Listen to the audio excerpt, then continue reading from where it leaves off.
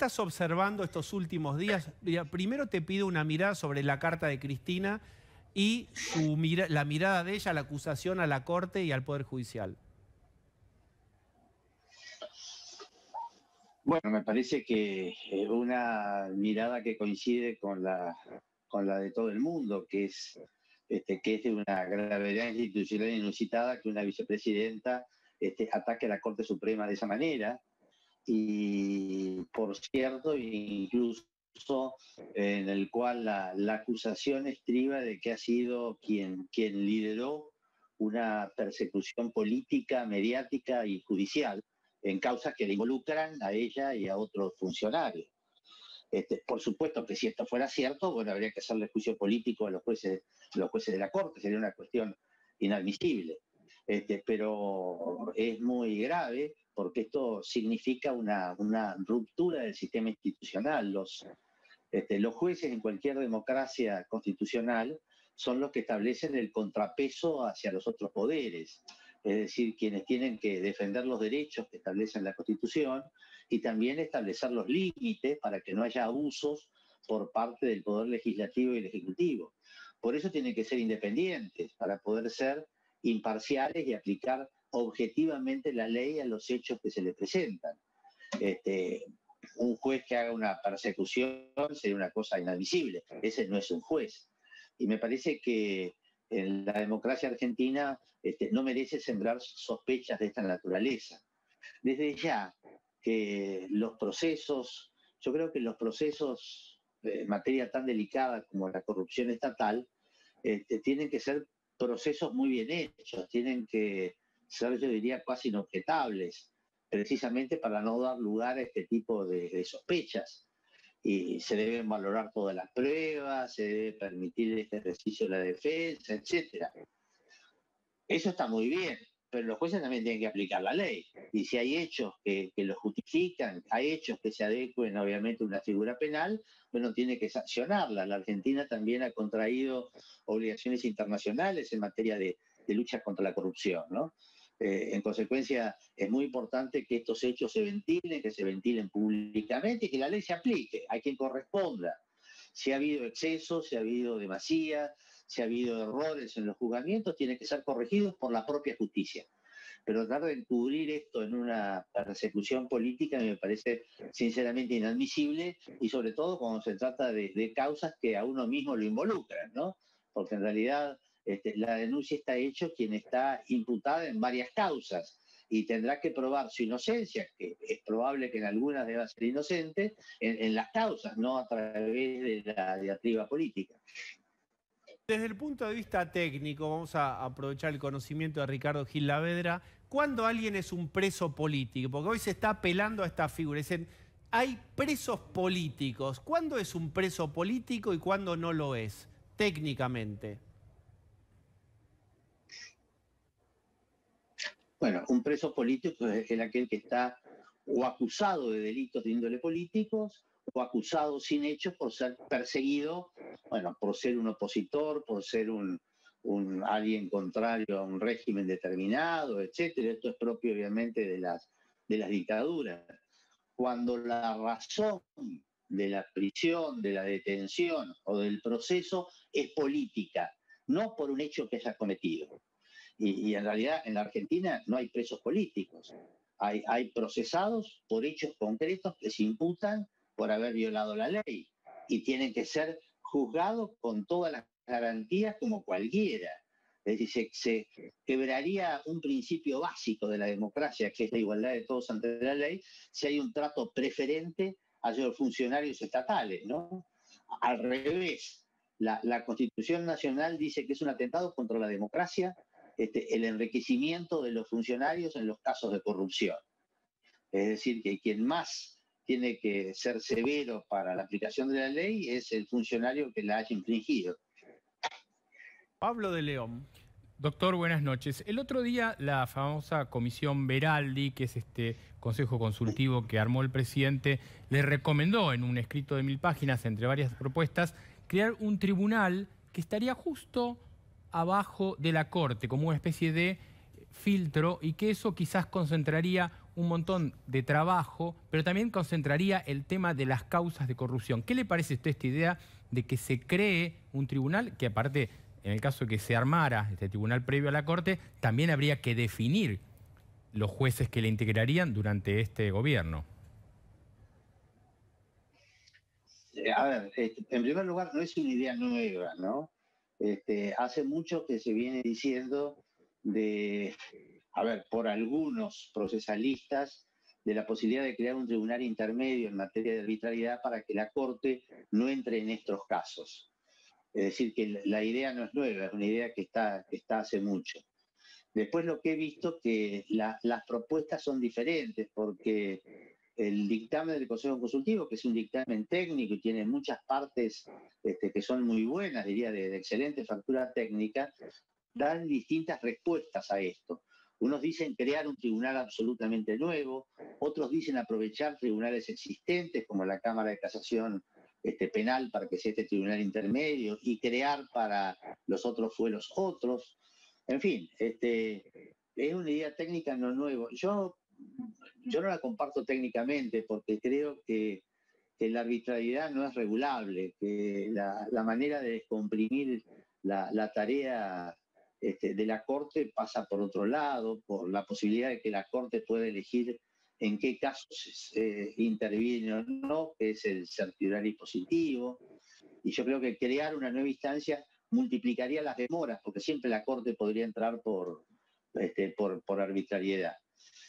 De todas maneras, yendo a lo práctico y al contexto político que a ustedes les interesa, la creación de un nuevo tribunal y su puesta en funcionamiento demoraría mucho tiempo. Esto no se hace en 2 meses.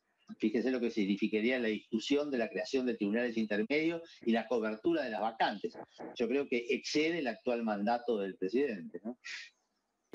Ricardo, te pido que compartas, ahora vamos a sumar esta conversación. Está Ignacio Zuleta con nosotros. Hola, Ignacio. ¿Qué tal? Buenas tardes. Bueno, ¿cuál es tu mirada sobre este momento? Estamos hablando con el doctor Gil Lavedra. Ahí te está saludando, mira. Sí, ¿qué tal, Ricardo? Bien, él tiene un pequeño delay. ¿Qué tal, Ignacio? Muy bien. Él tiene barba. Ahí está, vamos. ¿Qué pensás? Vos hablás conmigo porque después yo le traduzco en nuestro idioma de delay, se llama así, alfabeto delay, a Gil Lavedra. ¿Cuál es tu mirada sobre lo que está ocurriendo en estos últimos días, antes también, pero de la carta de Cristina? Para mí no hay ninguna novedad porque la pelea entre la política y la justicia tiene más de 30 años. Empezó con Menem denunciando a los jueces forajidos que lo perseguían, siguió con De la Rúa que lo denunciaba a Rafecas porque decía que lo procesaba en una causa política, siguió con Dualde que quiso voltear a la Corte porque querían dolarizar la economía, Kirchner contra la mayoría automática, las cosas que dijo, cambió la Corte, hizo renunciar a 2, a otros 2 los enjuició con las peores acusaciones. Kirchner asumió, no nos olvidemos, con Vélez y de Campagnoli en el Ministerio de Justicia diciendo que iban a limpiar la cueva de Comodoro Pi de jueces corruptos. Vino Macri, dijo exactamente lo mismo. Él también iba a limpiar a todos. Esa guerra se reflota con el actual gobierno, con la reforma judicial. Resultado del partido Justicia 9, Política 1. Se jubiló Ollarvide, lo trasladaron a Fara, lo destituyeron a Freiler y se jubiló Patti Ballesteros. Esas son las únicas bajas que ha producido la política. Ahora, la pelea de la política contra la justicia es en todo el mundo. Y del reo contra el juez, la carta de Cristina es la queja del tipo que... ¿Cuándo has visto vos que un procesado, un preso, Ricardo es penalista, ¿dónde has visto que el preso o el procesado elogia al juez y al fiscal? Dicen las cosas peores, basta recorrer una comisaría y escuchar lo que dicen. Para mí no sale de ese libreto. Yo haría lo mismo. Si yo estuviera en una situación comprometida a la justicia, en la Argentina denunciaría a la justicia, porque trataría de mejorar mi posición. Yo no la saco de ahí. Para mí es esa la anécdota. El resto es literatura. La Corte. Hay diferencia. Pero no le agrega gravedad institucional que es la vicepresidenta. Es una vicepresidenta muy poderosa. Es feo. Es muy feo. Feísimo. Pero, escúchame, yo creo que no sale del reproche que hacen los políticos de los jueces a los jueces de la Argentina. Ahora, yo creo mucho más que Carrió en la denuncia que hace. Yo vengo escuchando a la Corte de Estados Unidos el día viernes, cuando rechaza la demanda del Estado de Texas para que voltee la elección en 5 estados de Estados Unidos que podrían beneficiar a Trump, y la Corte habla de sedición electoral. Yo creo que la carta de Cristina Kirchner, yo no puedo decirlo porque sería una calumnia, yo no la acuso de un delito, pero es una actitud sediciosa, es rebelión frente al poder constituido, que dicho por un vicepresidente no tiene gravedad. Pero yo creo que, yo no soy abogado, Ricardo puede, no sé si da para esa carátula, pero es una incitación a la sedición, es decir, a que un cuerpo del Estado, la vicepresidencia, un poder, segundo se revela contra el poder constituido, que es la Corte. Ahora, la Corte sirve otra copa, la Corte ha visto este ataque como un ataque similar al que Kirchner hizo contra la mayoría automática en el año 2003, y están dispuestos a resistir, porque en realidad esto sigue a una serie de decisiones de la Corte que son cañonazos al gobierno. Cuando la Corte dice que el traslado de los 2 jueces que decide el Senado es inconstitucional, voto de Hayton en el fallo de los... Para el poder político es terrible, porque no solo lo anula, como dicen los otros 4 jueces, lo que hizo el Consejo de la Magistratura, sino que dice que es inconstitucional. Para el que escucha la política, es un cañonazo. O sea, no hay dudas de que la Corte no va a dejarle correr un metro a la política. Bien, Ricardo, ¿compartís esta mirada de historizar la conflictiva relación entre el poder político y el poder judicial? ¿Y qué valor tiene este hito de la Carta de Cristina? Vos habías dado una mirada sobre eso. ¿Sacude o no? ¿Tiene consecuencias en el Poder Judicial y concretamente en la Corte? ¿Cómo ves que puede reaccionar la Corte y el Poder Judicial siendo tan cuestionado por tantos funcionarios hoy? A ver, por cierto que la relación entre la política y la justicia es una relación tensionante, es una relación conflictiva. Incluso desde que se recuperó la democracia, cuando la política se dio cuenta que la importancia que tenían los jueces, bueno, trataron de buscar de qué manera la tenían consigo, por 2 razones. Uno, la gobernabilidad, es decir, que no le paren medidas de gobierno que estimen trascendentes. Y otra, obviamente, que no los persigan.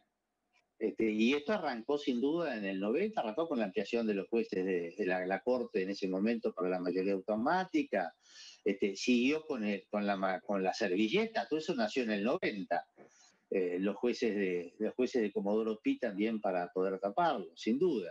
Siguió con la reforma del Consejo de la Magistratura en el 2006, cuando cambiaron la proporción de los estamentos políticos y de los técnicos. Siguió con la democratización de la justicia.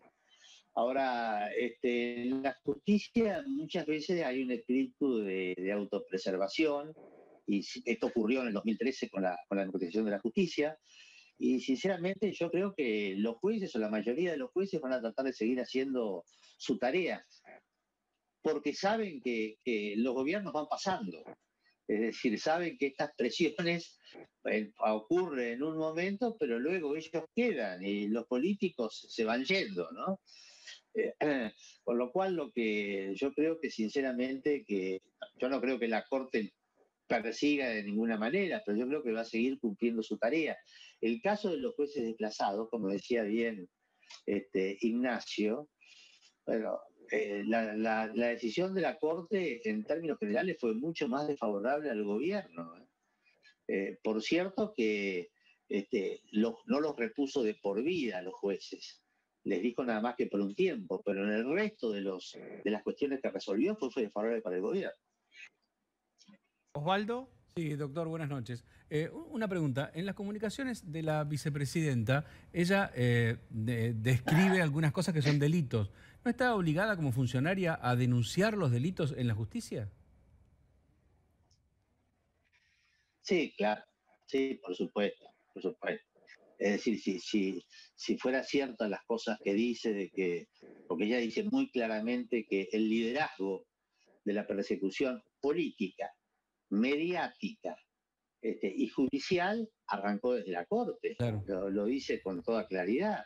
Eso es una enormidad. Y en ese sentido, Ya que eso. Y en ese sentido, ¿algún fiscal podría actuar de oficio? Digo, están hablando de delitos.